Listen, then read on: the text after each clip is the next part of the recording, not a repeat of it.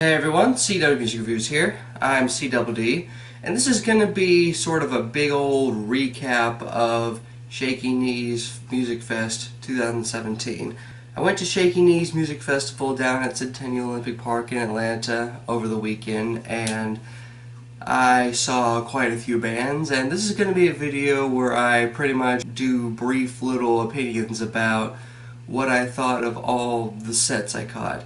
Before we get started though, I want to apologize for the huge lack of activity on the channel. I decided to put the channel on hiatus for a little while, just for April and May because of how caught up work and school has been. I'm actually contemplating not expecting myself to do a shitload of reviews like I initially wanted to, given the fact that it doesn't work out for me that well, what with the schedule I have, how busy I am with trying to get caught up with college, trying to stay maintained with work, and trying to maintain a social life and all that. But I'm still definitely going to be posting reviews and maybe some other videos in June. I'm actually thinking about doing think pieces. I've got some ideas about leaks and shoegaze and a few others that I'm kind of sort of formulating right now. So the channel is going to come back in June.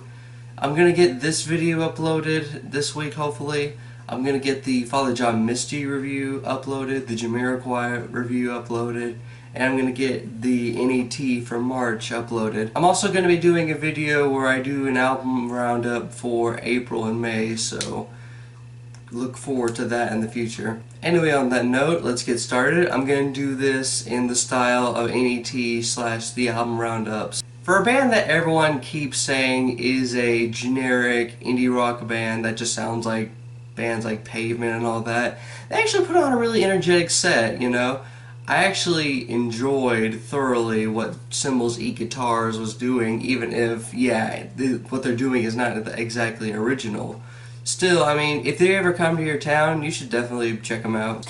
I didn't really care all that much for the previous Temples albums. If you caught my review for that, I actually found that album kind of forgettable, and I wasn't mad at the set, but I wasn't exactly blown away by what they were doing either. What they did was do justice for the songs that I didn't really care for from that album, and they got me intrigued with songs they've done from previous material. So I might try that album out, since I did like the songs that weren't off of the new album a little more. But as far as seeing them again, probably not. Man, this was a highly anticipated set for me, and they delivered hands down. The songs that were off of Teens of Style, and I think they did a cover of Sloppy, were also really good, and I'm going to try to see if I can find those and listen to them. And the songs that they did off of Teens of Denial, I just absolutely loved. Of course they did Fill in the Blank.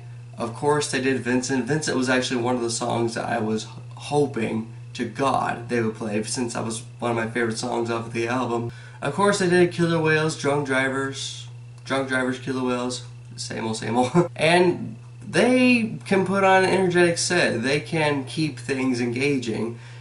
I think that because they had to downsize, because they didn't exactly have pianos or trumpets and all that, they delivered on something a lot more raw, and I did like the little vocal samples that were great little intermissions and transitions towards each individual song. I need someone to explain this band to me, because there's another show called Twin Peaks that recently came back for another season, and I think this is like the first new Twin Peaks album in a while.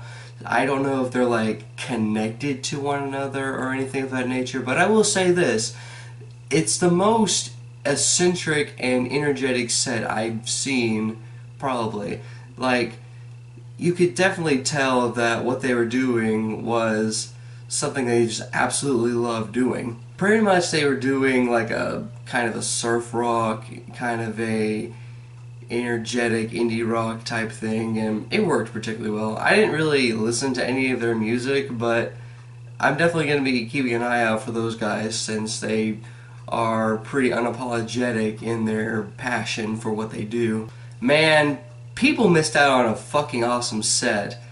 I caught them a couple years ago back when they were Viet Cong, and catching them as preoccupations, they are getting better, a lot better. In a sense, they're getting a lot more finesse in what they do, and I think that's pretty intriguing. When I've listened to the album last year, since it was one of my favorite albums of last year, the self-titled Preoccupations album, I didn't really think it was better than their debut album. I thought it was like a different variation of what they can do. I think they were both pretty equal. I still think that. But catching them do Death again was easily one of my top 10 favorite moments of Shaky Knees Fest. There's just so much finesse that they're doing. This is a longer version of what I caught 2 years ago, and even more darker and ominous, and just, oh my god, it was just fantastic. I can't put it into words. If Preoccupations ever comes to your town, go see them. That's a no-brainer. It looked like a Cage the Elephant set to me. It looked like Cage the Elephant doing a series of songs that people know and love from their 4 albums. And I'm a Cage the Elephant fan, let me get that out of the way. But maybe I need to go to a show in order to be like completely head over heels for what they were doing, because I just, wasn't. And a lot of people are saying that Cage the Elephant pretty much owned the whole show, and I don't agree with that at all. I did appreciate the energy from their frontman. He definitely kind of reminds me of Iggy Pop in that regard. But as far as everything else goes, it just looked like a Cage the Elephant set to me, and yeah, I did enjoy the set. I just wasn't like head over heels for it. I loved this a lot. Maybe if I listened to their other 2 albums, since I've only heard Sound of Silver beforehand, I would be more in love with it, but it was still fantastic. I am glad this band came back. I am super glad that this band decided to reunite, especially since they're coming out with a new record soon. Just the sheer catharsis and the hypnotism of what it is the band does is pretty fantastic. Just the sheer IDM post-punk fusion that they've pretty much mastered at this point is, without a doubt, one of my favorite moments of Shaky Knees, definitely, for not just this year, but years total. Hey, it's Alabama Shakes! Nah, but for real, they're alright, they're pretty cool. I did like how they ended with a cover of Radiohead's Fake Plastic Trees. I thought that was pretty unexpected. They were pretty cool, I just wasn't like super into it. It just felt like what would happen if Bradley Nowell survived the overdose back in the 90s and somehow had like a indulgent creative crisis and started a mariachi band. I see Halsey dyed her hair and put herself in pigtails. She was alright, I just wasn't like super into it. It took me this set to realize that she's that girl that does that run faster song that's in commercials. They were actually really cool, and again, this is a moment where I figured out that they did a song that I've heard in commercials, but they were actually pretty cool and pretty in the moment. I actually loved how they closed out with a cover of Hey Jude by the Beatles. These guys are worth the hype, certainly. I definitely dug what they were doing, even if they weren't like one of my top 10 favorite sets of the Shaky Knees Music Fest this year. But they definitely can pull off a sort of jam-ish, swamp rock-ish, psychedelic rock-ish type thing that they've definitely done justice throughout the course of their career. This was actually a lot better than I anticipated it to be, because I wasn't really that interested in it, considering the fact that it was like some EDM, pop, rock, indie, tronica type thing. But still, I think they executed that particularly well. I do think that they are definitely one of the better moments of this particular genre that I've heard. Now, everything instrumentally was cool. I just didn't feel like Nick Murphy was that compelling of a vocalist. Now, he can definitely put out a electronic dance jam of sorts, but as far as like singing goes, I wasn't really that crazy about it. Yes, the XX. I loved this set a lot. This was easily my favorite of Saturday. They performed mostly songs off the new album, which is good because at the time the new album was what I was mostly familiar with. And they also played some songs of A Coexist and some songs off of the debut album. And what they do is pretty much create not just a intimate atmosphere with some of the softer songs, but also a really fun, danceable atmosphere with some of the more upbeat songs, and I definitely dug that. I loved how they worked in a Jamie XX song. They actually worked in two Jamie XX songs in the set, and that was incredibly seamless. Man, this was an awesome set. I liked how funky they were. I liked how energetic and particularly into it the frontman was. I liked how indulgent and jammish they were. This was a surprise for me. I just saw them at like a last thought, you know. I was like, oh well, there's nothing else going on, let's go see Cambrio. But they were really good. They were good. I just wish they were a lot more energetic than they actually were. Now, there was moshing going on like the opposite side of the stage or whatever, and I unfortunately missed out on that. But still, I mean, if you're a Cloud Nothings fan, then you'll dig this a lot more than I did. I listened to the Whitney album at the last minute and thought it was good. I didn't love it like Pitchfork did, but maybe if I caught them live, I would definitely feel a little different about it. And I still do feel a little different about it to an extent, but I wasn't still that blown away by it. I didn't catch the whole set, unfortunately, seeing as I was leaving from Cloud Nothing, and apparently there was some making out on stage going on or something like that. But still, I mean, they definitely did wonders for their songs, and I'm definitely going to be interested if they come into town on a weekend or something.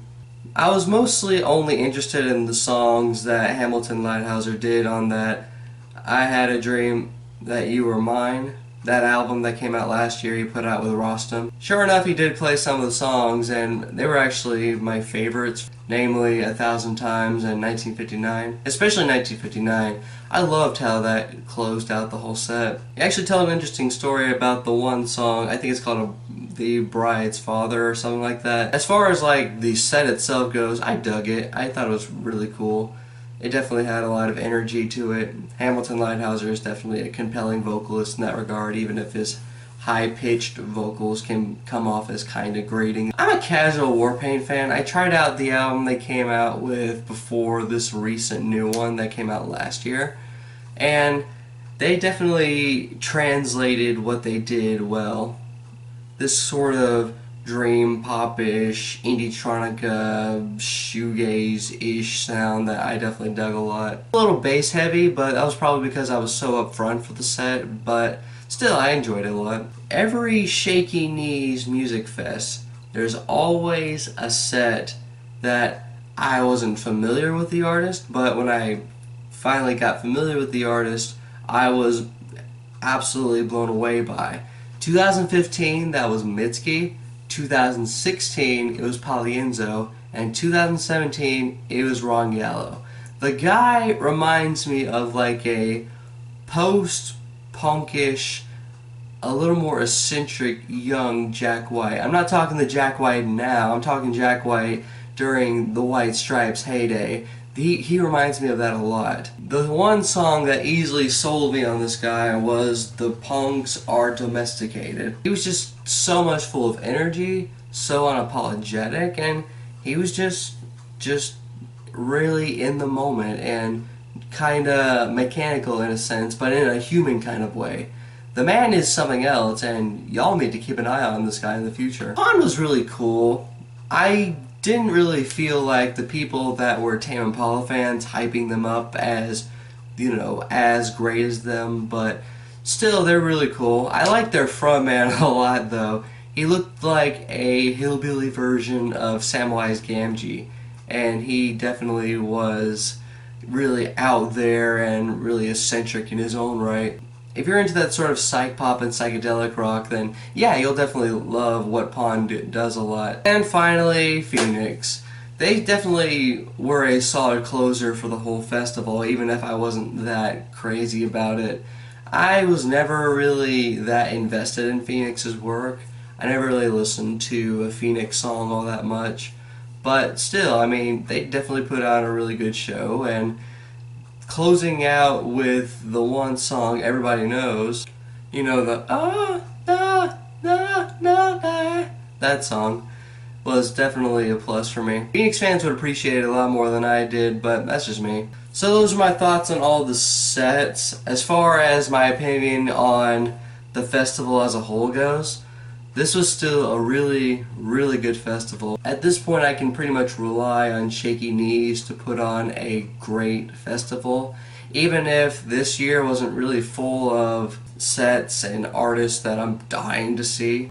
A lot of people did complain about there only being 3 stages, but I wasn't really complaining about that at all. I thought it was a lot more convenient than there being 5 stages. Even if there is some sound overlap, unfortunately, but still, I mean, I wasn't really that angry over the sound overlap. It wasn't that loud to me. Maybe it's because I was as upfront to some stages as I could, but still, I mean, it didn't interfere necessarily with artists performing well, and they definitely still put out good sets regardless of that. So those are my thoughts on Shaky Knees Music Fest 2017. If you went to this festival, what did you think? Did you love this festival? Did you hate the festival? Were you just on the fence at what you experienced? What were some of the sets you caught that I didn't catch, and what did you think of those sets? I heard Third Eye Blind sucked, and I heard that Fantastic Negrita was great. I don't know about all that though. This CW Music Reviews here, signing off.